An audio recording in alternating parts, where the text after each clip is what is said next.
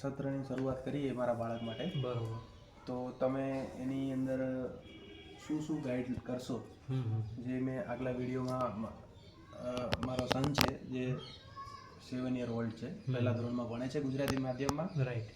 અને હવે આપણે આ તાલીમ બાબતે હું એવું ઈચ્છું છું કે તમે એમને ગાઈડ કરો, તો જેથી કરીને અમે એને આગળનું પહેલું સત્ર ચાલુ કરી શકીએ, અને એની અંદર શું શું કરવાનું રહેશે એ બધું. બરોબર. આમ તો છે ને આ ક્લાસ છે ને એ 1.5 થી 2 કલાકનો હોય છે કમ્પ્લીટ, બરોબર. એમાં અમે પહેલું છે ને માઇન્ડ એક્સરસાઇઝ કરાવીએ છીએ. બરાબર. જેમ કે માઇન્ડ એક્સરસાઇઝ કરો તો આપણે ત્યાં, હા બરોબર, આ પ્રકારની એક્સરસાઇઝ આવે છે, બરોબર. એમાં આ અલગ અલગ 10 પ્રકારની એક્સરસાઇઝો આવે છે, બરોબર.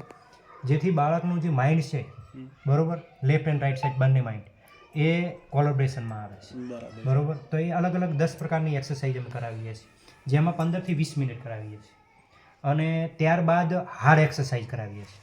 બરાબર. હાર્ડ એક્સરસાઇઝની અંદર એવું હોય છે કે તમે બાળકને થકવાડી દો, મતલબ, બરાબર. બરોબર. એમાં છોકરીઓ હોય તો અમે દોડી પણ કુદાવી શકીએ, બરોબર.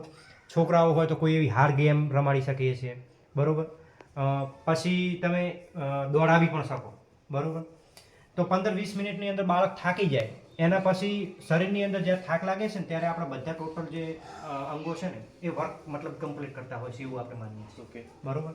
જેમ કે કોઈ ખેલાડી છે એ ક્રિકેટ રમવા જશે તો એના પહેલાં એ છે ને પોતાના શરીરને વાર્મઅપ કરે છે, બરોબર. તો એકાગ્રતા મેળવવા માટે, મતલબ. તો એ જ રીતે પછી અમે તરત જ બાળકને મેડિટેશન કરાવીએ છીએ, બરોબર. એ 15-20 મિનિટના ક્લાસ બંને 15-20 મિનિટના થશે, એટલે અડધી કલાક પ્લસ ટાઈમ થઈ જશે.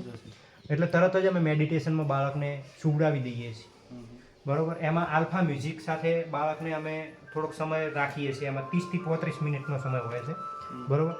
એ સમયની અંદર બાળક જે છે એ મેડિટેશન કરશે. મેડિટેશન કર્યા પછી અમે એને પ્રેક્ટિસ કરાવીએ છીએ. પ્રથમ દિવસે અમે છે ને એને જે કલર છે એ આઈડેન્ટિફાઈ કરવા માટે આપીએ છીએ.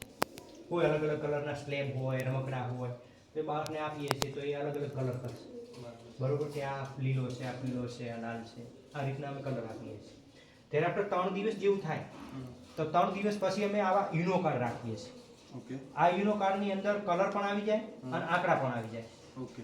એટલે બાળક જે છે એ 10 દિવસ સુધી આ યુનો કાર્ડની અંદર રહેલા નંબર પરફેક્ટ કહેતા શીખી જાય છે. અને એના પછી જે 2 દિવસો છે એ આ જે યુનો કાર્ડ કમ્પ્લીટ કરી નાખે છે, ત્યારબાદ અમે થોડી ધીમે ધીમે મોટા અક્ષરવાળું જે લખાણ છે એ બાળકને આપીએ છીએ, બરાબર. એટલે રીડિંગ ચાલુ થાય છે, મતલબ વાંચવાનું. પછી તમે અલગ અલગ પ્રક્રિયાઓ કરાવી શકો છો, જેમ કે એમના મિત્રોને ઓળખાવવાનું, બરોબર. થોડા 10-15 દિવસ ઉપરનો પ્લસ સમય થાય તો બંધ આંખે સાયકલ ચલાવવાનું, બરોબર.